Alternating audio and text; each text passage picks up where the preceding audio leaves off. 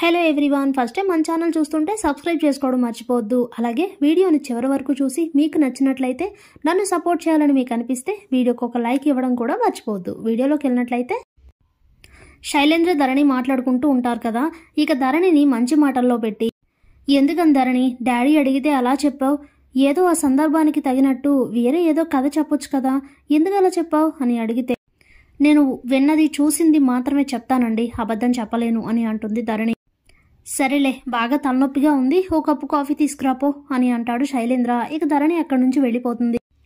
వెంటనే శైలేంద్ర, వసుధారా నిన్నేం చేస్తానో చూడు, నేను ఎవరికి ఈ విషయం చెప్పొద్దు అంటే నువ్వు వెళ్ళి బాబాయ్ దగ్గర చెప్పి తన్ని రెచ్చగొట్టి పంపించావు కదా, చెప్తా నీ సంగతి, నిన్నేం చేస్తానో నాకే తెలీదు అనుకుంటూ కోపంతో రగిలిపోతూ ఉంటాడు శైలేంద్ర.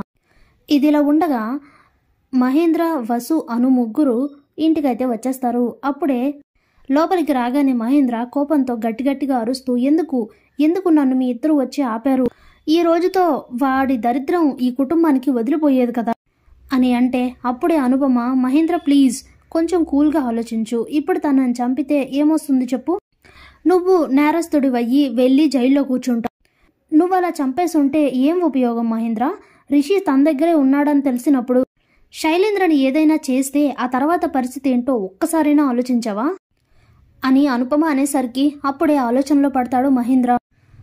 ఇంతలో వసు కూడా, మేడం చెప్పింది నిజమే కదా మావయ్య, దయచేసి మీరు ఆవేశపడకండి, మనం కూల్గా ఆలోచించి సాక్ష్యాధారాలతో సహా శైలేంద్రని పట్టించాలి గాని ఇంకే పని చేయకూడదు, అంతకంటే ముందు రిషి సార్ని తన దగ్గర నుంచి ఎలా బయటికి తీసుకురావాలో ఆలోచించాలి అని వసు అంటే, అప్పుడే అనుపమ, అవునమ్మ వసుధారా, నేను ఆ పనిలోనే ఉన్నాను, ఎలా అయినా శైలేంద్ర దగ్గరున్న రిషిని విడిపించి బయటికి తీసుకొస్తాను, నేను ఆ పనిలోనే ఉన్నాను, చూడు మహేంద్ర అప్పటిదాకా నువ్వు ఎలాంటి పిచ్చి పనులు చేయకు అని అంటుంది అనుపమ. ఇంతలో వసుధారకి ధరణి మెసేజ్ చేస్తుంది. ధరణి మేడం మెసేజ్ ఏంటి అనుకుని ఆ మెసేజ్ చదివి షాక్ అయిపోతుంది వసుధార.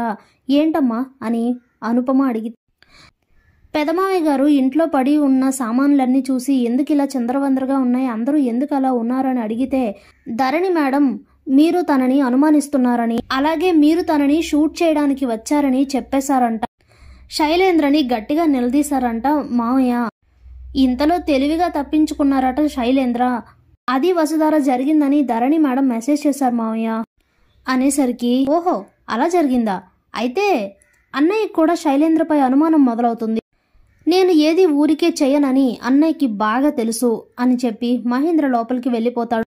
ఇదిలా ఉండగా ఫణీంద్ర తన గదిలో అటు ఇటు తిరుగుతూ ఆలోచిస్తూ ఉంటాడు. మహేంద్ర ఏంటి శైలేంద్రని షూట్ చేసి చంపాలనుకోవడం ఏంటి, ఏదైనా సరే మహేంద్ర చాలా బ్యాలెన్స్గా ఉంటాడు, చాలా ఓపిక్గా ఉంటాడు, అలాంటిది రివాల్వర్తో షూట్ చేసేంత వరకు వచ్చాడంటే విషయం ఏమై ఉంటుంది, ఇంతకుముందు ఎంత పెద్ద చర్చ జరుగుంటుంది, అసలు జగతి చనిపోవడానికి, రిషి కనిపించకుండా పోవడానికి శైలేంద్ర హస్తం ఏదైనా ఉందా, ఆ విషయం మహేంద్రకు తెలిసిందా, అందుకే ఇలా చేసుంటాడా, ఏం జరిగిందో నేను కూడా తెలుసుకోవాలి అని ఆలోచిస్తూ ఉంటారు ఫణీంద్ర. ఇంతలో కిచెన్లో కాఫీ కలుపుతూ ధరణి, మావయ్య గారు అడిగినప్పుడు నేను నిజం చెప్పి మంచి పని చేశాను, ఇప్పుడు మావయ్య గారికి కూడా అనుమానం మొదలవుతుంది, అవకాశం దొరికిన ప్రతిసారి ఆ అనుమానాన్ని మరింత పెంచాలి, అప్పుడే ఈ తల్లి కొడుకులిద్దరు చేసే దుర్మార్గాలన్నింటికి ఫుల్ స్టాప్ పడుతుంది అనుకుంటూ కాఫీ కలిపి శైలేంద్ర కోసం తీసుకుని వెళ్తుంది ధరణి. చూస్తే శైలేంద్ర తన గదిలో కనిపించడు. ఏమైపోయారు, ఎక్కడికి వెళ్లారు అనుకుంటూ మొత్తం చూస్తూ ఉంటుంది ధరణి. ఇంతలో గార్డెన్లో ఫోన్ మాట్లాడుతూ కనిపిస్తాడు శైలేంద్ర. వెంటనే ఆ కాఫీ కప్పును పక్కన పెట్టి శైలేంద్ర మాటల్ని వింటుంది ధరణి. అప్పుడే వసుధారని చంపించాలని ప్లాన్ చేస్తూ ఉంటాడు శైలేంద్ర. అది వినగానే తెమ్మ తిరిగిపోతుంది ధరణి. ఈయన టార్గెట్ ఇప్పుడు వసుధార అన్నమాట, ఇంకా ఇలానే వదిలేస్తే చాలా ప్రమాదం జరుగుతుంది అని అనుకుంటూ వెంటనే ఫణీంద్ర దగ్గరికి పరుగున వెళ్తుంది ధరణి. ఏంటమ్మా ఎందుకు కంగారుగా ఉన్నావు అని అడిగితే, రండి మావయ్య చెప్తాను అంటూ ఫణీంద్రని తీసుకొని శైలేంద్ర ఉన్న చోటకు వెళ్ళి ఆ మాటలు వినమంటుంది ధరణి. ఇక తనను అక్కడే వదిలేసి ధరణి అయితే అక్కడి నుంచి వెళ్ళిపోతుంది. ఇక మొత్తానికి శైలేంద్ర ప్లాన్ అయితే క్లియర్గా చెప్పేస్తాడు రౌడీలకి. ఆ ఫోన్ మాట్లాడి వెనక్కి తిరిగి చూసేసరికి ఫణీంద్రని చూసి మైండ్ బ్లాక్ అయిపోతుంది శైలేంద్రకి. ఏంటి డాడీ ఎప్పుడు వచ్చారు, నిజంగా నేను మాట్లాడిన మాటలన్నీ వినేశారా, ఇప్పుడేంటి నా పరిస్థితి, తనేంటి అంత సీరియస్గా చూస్తున్నారు అనుకుంటూ ముచ్చమాటలు పట్టేస్తూ ఉంటాయి శైలేంద్రకి. అప్పుడే ఫణీంద్ర చాలా కోపంగా వచ్చి శైలేంద్ర చంప పగలగొడతారు. డాడ్ అనేసరికి నోర్మోయ్, ఇంకేం మాట్లాడకు. నా తమ్ముడు అలా ఎలా తప్పు చేస్తాడు? అలా ఎలా నిన్ను నీ ప్రమేయం ఏదీ లేకుండా నిన్నెలా షూట్ చేయడానికి వస్తాడని నేను అనుకుంటున్నాను.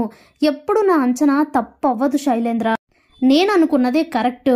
ఇన్నాళ్ళు వాళ్ళందరూ నమ్మిందే కరెక్ట్. ఇంత ఘనకార్యం చేస్తావా అంటే వసుధారని చంపించాలని ప్లాన్ చేస్తున్నావంటే జగతిని చంపించింది కూడా నువ్వే కదా. రిషి కనిపించకుండా పోవడానికి కారణం కూడా నువ్వే కదా. వాళ్ళ అనుమానం నిజమే కదా, నిజం చెప్పు అంటూ గట్టిగా నిలదీసేసరికి నోట మాట పడిపోతుంది శైలేంద్రకి. ఏం చేయాలి ఇప్పుడు?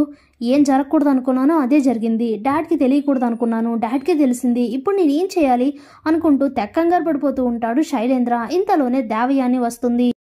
ఇక్కడ జరిగిందంతా చూసి మైండ్ బ్లాక్ అయిపోతుంది దేవయానికి కూడా. అయ్యో ఇప్పుడు ఏం చేయాలి, ఈయన శైలేంద్రని ఏం చేస్తారో ఏంటో అనుకుంటూ అప్పుడే వచ్చి ఏమండి అది అని మాట్లాడుతూ ఉంటే దేవయాని చంపవగలగొడతాడు ఫణీంద్ర. ఇంకొక్క మాట మాట్లాడినా నీ నాలుక చీరేస్తాను. చేసేదంతా నీకు కూడా తెలుసు కదా దేవయాని, ఇది తప్పని చెప్పకుండా వాడదంతా చేస్తుంటే నువ్వేం చేస్తున్నావు, వంత పాడుతున్నావా అని అంటే అది ఏం జరిగిందండి నాకు నిజంగా తెలీదు, దేని గురించి అని అడిగితే చంపేస్తాను దేవయాని. నీ ప్రమేయం లేకుండా నీ కొడుకు ఏది చేయడం నాకు బాగా తెలుసు. నువ్వు ఇంకేం మాట్లాడొద్దు అని చెప్పి చెప్పు శైలేంద్ర, సమాధానం చెప్పు. ఇప్పుడు రిషి ఎక్కడున్నాడు?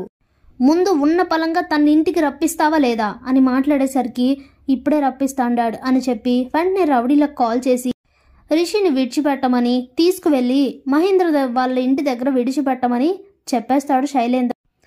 ఇంతలో రిషి ఇంటికి రావడంతో అందరూ చాలా హ్యాపీగా ఫీల్ అవుతారు. ఇంతలో ఫణీంద్ర మహేంద్రకు కాల్ చేసి రిషి ఇంటికి వచ్చాడా అని అడిగితే వచ్చాడన్నయ్య, నేనే మీకు ఫోన్ చేద్దాం అనుకుంటున్నాను అంటే సరే మహేంద్ర అంటూ ఇంకొక మాట మాట్లాడకుండా కాల్ కట్ చేస్తాడు ఫణీంద్ర.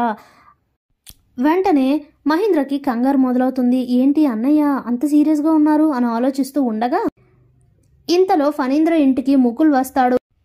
ఇదేంటి ఈ టైంలో వీడొచ్చాడు అనుకుంటూ తల్లి కొడుకులు ఇద్దరూ కంగారు పడుతూ ఉంటే అప్పుడే ఫణీంద్ర, రండి ముకుల్ గారు, మీరింకా ఎలాంటి ఇన్వెస్టిగేషన్ చేయాల్సిన అవసరం లేదు. చేయాల్సిన దారుణాలన్నీ నా కొడుకే చేశాడు. వీటన్నింటికీ కారణం కూడా తానే. నా చెవులతో నేనే విన్నాను. మీకు ఎలాంటి ప్రూఫ్స్ దొరకకుండా జాగ్రత్త పడుతూ ఈ పర్సనల్ ఫోన్ని వాడాడు. ఈ ఫోన్లో కావాల్సిన డేటా మొత్తం ఉంటుంది అని చెప్పి శైలేంద్ర వాడిన ఆ ఫోన్ని ముకుల్ చేతిలో పెట్టి తీసుకువెళ్ళండి వీడిని కూడా అని చెప్పేసరికి స్టన్ అయిపోతుంది దేవయాని. అది కాదండి శైలేంద్ర అని అంటుంటే ఇంకేం మాట్లాడకు అని చెప్పి మీరు తీసుకువెళ్ళండి సార్ అనేసరికి పదరా నీకు అసలు ట్రీట్మెంట్ స్టేషన్లో ఉంటుంది అని చెప్పి శైలేంద్రని తీసుకొని స్టేషన్కి వెళ్ళిపోతాడు ముకుల్. Thanks for watching.